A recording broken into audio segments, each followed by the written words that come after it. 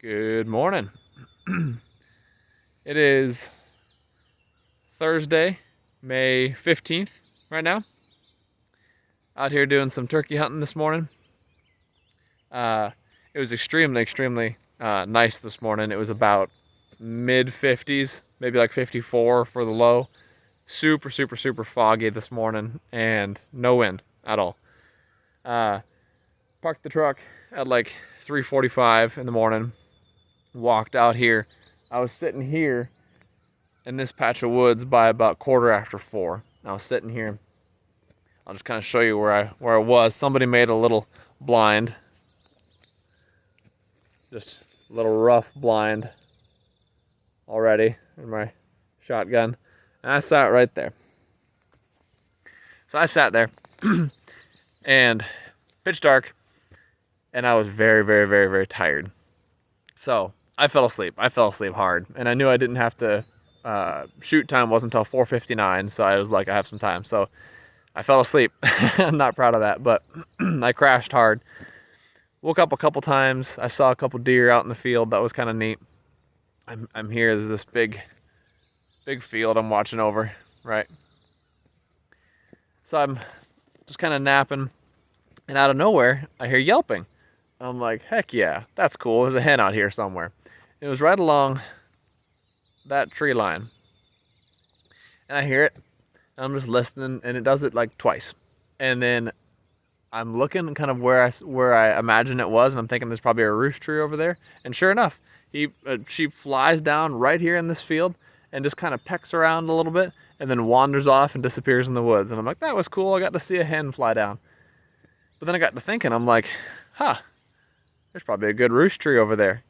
I'm like, I wonder if anything else is going to happen this morning. A little while later, I hear more yelping, and this one's a lot more aggressive this time. And I'm like, okay, let's copy it. Let's mimic it. So I did. I got out my my slate call, my pot call, and I just started mimicking it. I started copying it. Everything she did, I did. The exact frequency, tempo, speed, everything. I just copied it, and she kept getting back at me. We were making fun of each other. It was great. And then I heard like another hen back there doing some yelping, and I was starting to cause a little bit of a ruckus. And then suddenly, boom, big gobble, just one back there in the woods. And I'm like, okay, now we're in the game. He hears all this too. This is great. And this is all back in here. These woods back in here is where I'm hearing that come from. And those woods are probably from my location, I don't know, 90 yards, maybe, something like that. It's not that far.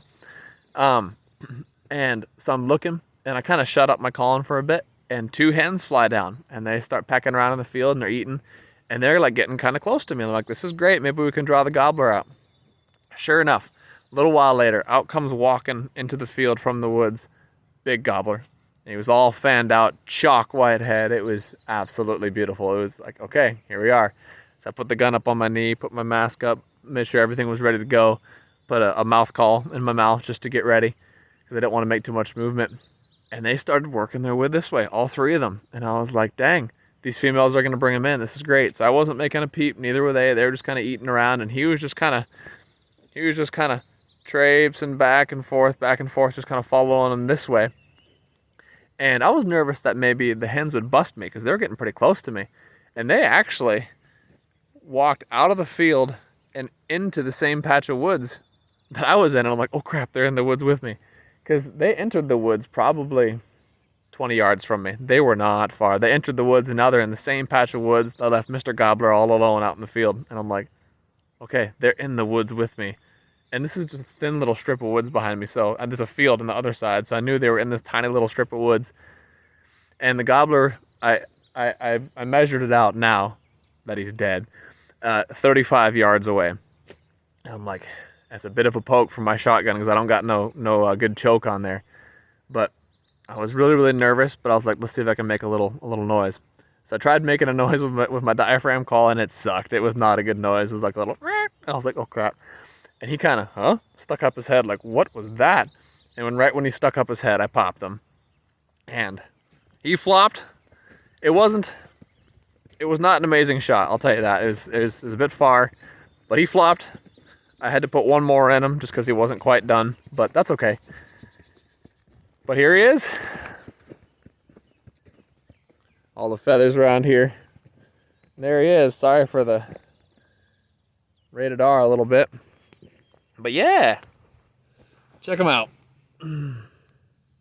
Nice spurs. Nice spurs. There's his head. There's his beard. Kind of messed up. Feathers. Oh yeah. Very, very, very cool. Yeah. So this is the, let's see, this is my 6th season turkey hunting, and this is my 4th bird I've ever killed. So I'm pretty stoked.